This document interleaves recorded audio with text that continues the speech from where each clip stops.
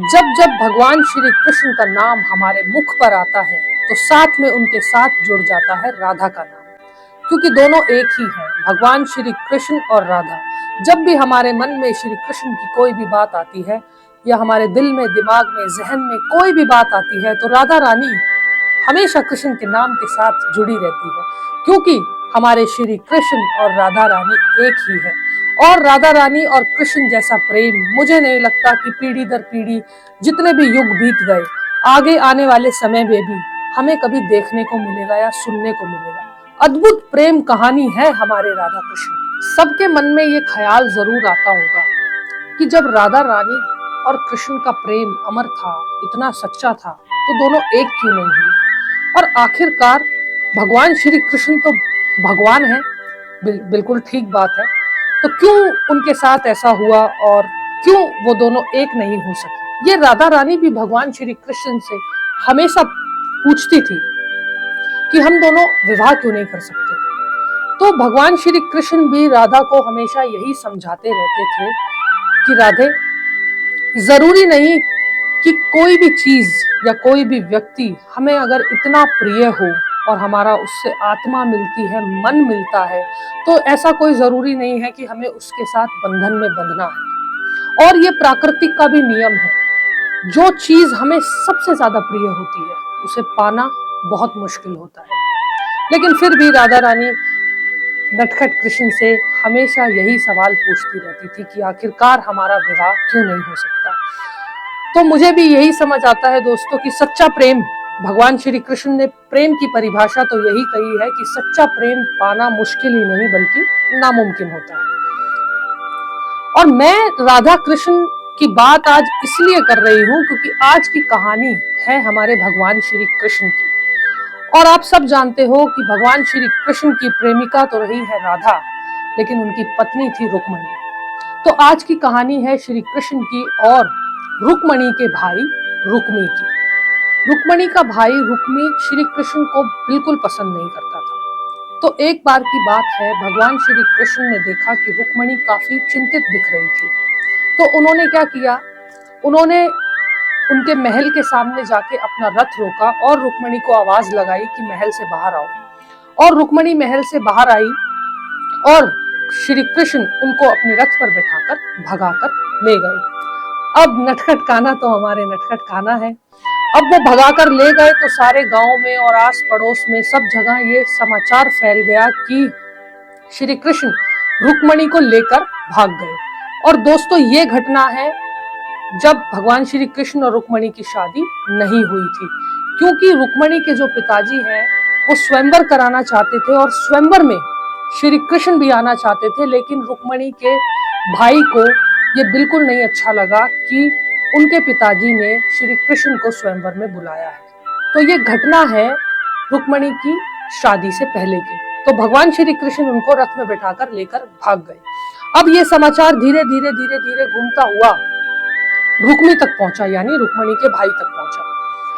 तो रुक्मी ये समाचार सुनकर काफी क्रोधित हो गया, बहुत गुस्से में लाल हो गया और उसने ये वहीं पर भरी सभा में ऐलान किया कि मैं अपनी बहन को उस गडरिये से, और कृष्ण कृष्ण को गडरिया भी कहा जाता था, उससे छुड़ाकर अपनी बहन को स्वयं यहाँ पर लेकर आऊंगा, ये मेरा आप सबसे वादा है। और उसने अपनी सेना को आदेश दिया कि तुम कृष्ण की सेना के पीछे जाओ और उनको रोको, मैं खुद स्वयं श्री कृष्ण के रथ के पीछे जाता हूँ और अपनी बहन को छुड़ाकर लाता हूँ। दोस्तों, इस चीज के लिए मैं एक बात ऐड ऑन करना चाहूंगी। जैसे कि हमारी इंडियन सोसाइटी है, हमारा समाज है, मैंने एक बहुत अच्छी बात कहीं एक किताब में पढ़ी थी जो मैं आपसे अभी शेयर करना चाहती हूँ, क्योंकि यहाँ पर हम भाई बहन के रिश्ते की भी बात करेंगे आगे इस कहानी में। भाई और बहन का रिश्ता मुझे लगता है कि सबसे ज्यादा गहरा और सबसे ज्यादा अच्छा और पवित्र रिश्ता माना जाता है हमारी इंडियन सोसाइटी में, क्योंकि एक बहन सबसे ज्यादा अपने भाई के साथ सुरक्षित महसूस करती है। ये लाइन मैंने जब किसी किताब में पढ़ी थी तो मैंने भी इस चीज को बड़ी गहराई से सोचा था कि लिखने वाले ने कमाल की बात लिखी है कि कोई भी फीमेल, कोई भी महिला सबसे ज्यादा, चाहे वो उसका पति हो, चाहे वो उसका पिता हो, क्योंकि एक एक डर रहता है पिता का भी। लेकिन भाई और बहन का जो रिश्ता है, जो भाई का रिश्ता है, तो बहन सबसे ज्यादा प्यार भी अपने भाई को करती है और सबसे ज्यादा सेफ भी फील अपने भाई के साथ करती है।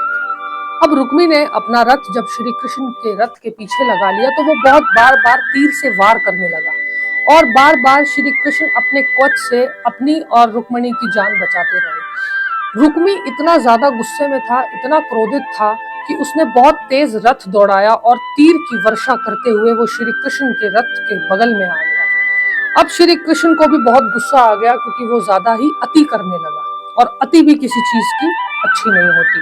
तो भगवान श्री कृष्ण ने क्या किया, अपना तीर चलाया और उसके घोड़े को मार दिया, यानी रथ के 2-3 घोड़ों को घायल कर दिया। अब रुक्मी और ज्यादा क्रोधित हो गया और भगवान श्री कृष्ण भी अपना रथ तेजी से दौड़ाने लगे कि कहीं कोई भी एक तीर रुक्मिणी को ना लग जाए। भगवान श्री कृष्ण को अपनी जान से ज्यादा रुक्मिणी की जान प्यारी थी। लेकिन रुक्मी बहुत ही क्रोधित था तो उसने क्या किया, अब की बार श्री कृष्ण को तीर मारना चाहा तो वो तीर हवा से निकलकर, अब रुक्मी ने भगवान श्री कृष्ण, अब जब वो नहीं माना, वो इतना ज्यादा गुस्से में था, क्रोधित था, तो भगवान श्री कृष्ण ने भी अपनी तलवार निकाल ली और उस पे वार किया। उसने भी अपनी तलवार निकाली और भगवान श्री कृष्ण पे वो वार ही करने वाला था कि भगवान श्री कृष्ण ने उसकी तलवार को 2 टुकड़े कर दिए, उसकी तलवार के टुकड़े कर दिए।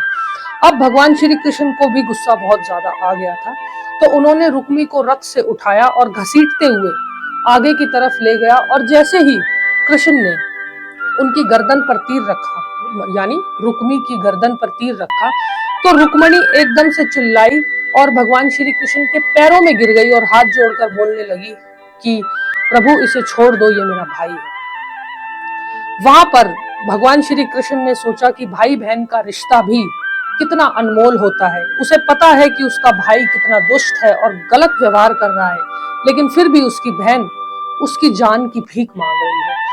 भगवान श्री कृष्ण को प्रेम तो था ही रुक्मिणी से, तो उन्होंने रुक्मिणी की बात मान ली और उसे छोड़ दिया। छोड़ा कुछ इस तरीके से दोस्तों, भगवान श्री कृष्ण ने क्या किया, अच्छा उनकी लीला बड़ी प्यारी है और उनकी लीलाओं से मैं भी बहुत कुछ सीखती हूँ। उन्होंने लीला रची, एक माया रची, उन्होंने उसको छोड़ तो दिया क्योंकि बात रुक्मिणी की भी रखनी थी और उसको छोड़ना भी था। भगवान श्री कृष्ण ने उसके सर के बालों को, आधे बालों को काट दिया और उसकी आधी मूंछों को काट दिया। अब किसी भी वीर योद्धा के साथ आप ऐसा व्यवहार करो तो वो किसी अपमान से कम नहीं है। तो भगवान श्री कृष्ण ने उसके बाल काट दिए, उसकी मूंछ काट दी और उसे बड़ा ही अपमानित महसूस हुआ। उसने हाथ जोड़कर भगवान श्री कृष्ण से प्रार्थना की कि मैं आगे से ऐसी हरकत नहीं करूंगा, मेरी बहन को आप अपने साथ ले जा सकते हैं। तो इस तरीके से भगवान श्री कृष्ण और रुक्मिणी वहां से द्वारका की तरफ निकल गए और द्वारका पहुंचकर उन्होंने बड़े धूमधाम से अपना विवाह किया।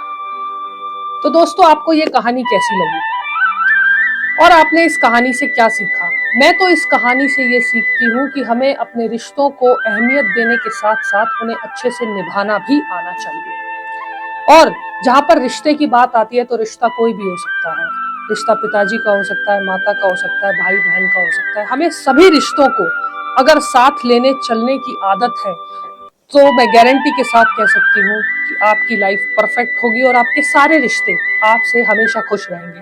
तो रिश्तों पर भी नजदीकी से जरा सोचिएगा, क्योंकि आजकल रिश्ते कुछ चंद मिनट में इस तरीके से टूट जाते हैं कि उनको जोड़ने के लिए हमें अपनी पूरी जिंदगी लगा देनी पड़ती है। और आपको ये कहानी कैसी लगी ये मुझे कमेंट करके जरूर बताइएगा और अगर अच्छी लगी तो लाइक कीजिएगा और मुझसे जुड़े रहने के लिए हमारे YouTube चैनल नेहा यादव भक्ति भवन को सब्सक्राइब कीजिएगा।